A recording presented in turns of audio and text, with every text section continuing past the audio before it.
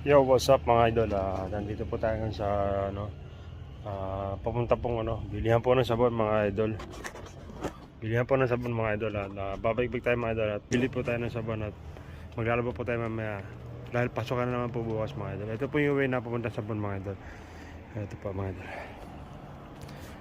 Wala po kasi akong hawakan ng cellphone ko kaya hawak ko muna po. Pero ingat na lang po, pero bawal po ito mga idol.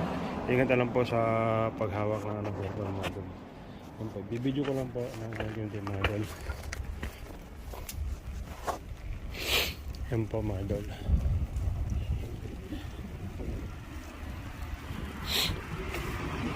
Medyo malamig na nga po pala dito mga idol. Malamig na po mga idol.